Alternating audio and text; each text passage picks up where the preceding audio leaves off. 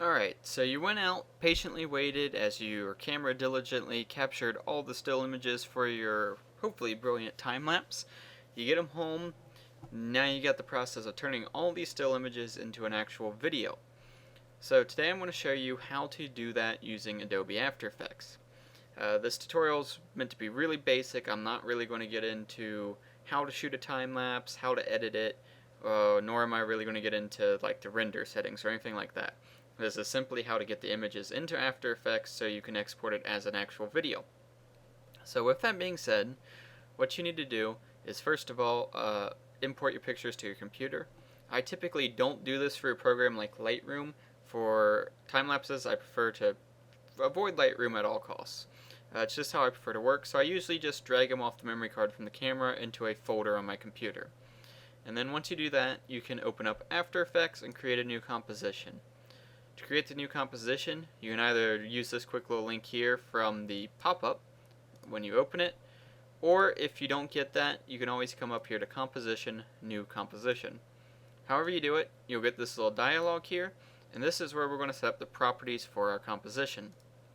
You can give it a name if you like. I'll just call this example Time-lapse.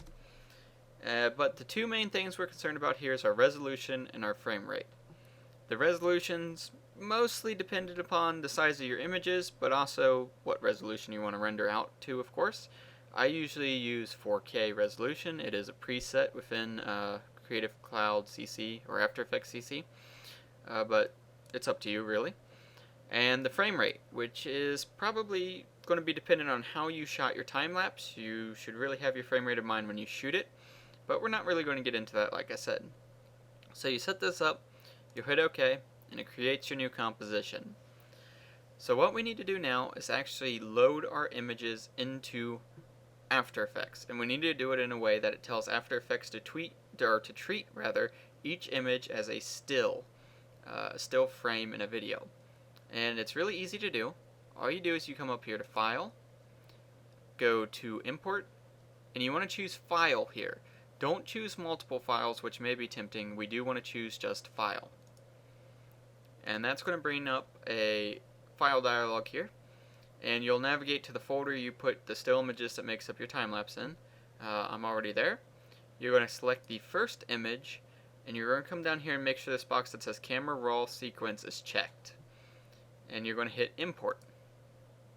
And after a moment, it will open up Adobe Camera Raw. It will open that first file up in Adobe Camera Raw, and you can make whatever edits you want from within Camera Raw. And if you're not familiar with Camera Raw, it's basically Lightroom, just in a different app. I've already done my edits. As you can see, it remembered them. Once you're done, you can hit OK. And when you do it this way, it will sync those edits across all the images in that time-lapse sequence. If you want to do something more advanced, where maybe you wanted different edits for different images, this is not the way to do it, but we're not going to get into that. But it'll create your sequence. You just drag it down here onto your timeline, and after a moment it will render out the first frame. Sometimes it can take a minute. Once it renders out though, as you can see, it's probably going to be bigger than the resolution of your video, so you'll want to resize that. For me, the easiest way to do that is to right click, go to Transform, and choose Fit to Comp Height. That's the best fit for me. Then you can drag it around to get whatever crop you want in there. That looks good to me. And then we're going to come down here and specify the beginning and end of our composition. To do that, you just take your little timeline marker here, put it at the beginning, hit the B key on the keyboard, and then come all the way to the end and press the N key. As you can see, it resized our timeline to fit the length of our actual time-lapse sequence. From there, we're ready to render it out. Just go to File, Export, and I do it to the Adobe Media Encoder. And all that will do is it will open up the Adobe Media Encoder app with that project in here. There it is.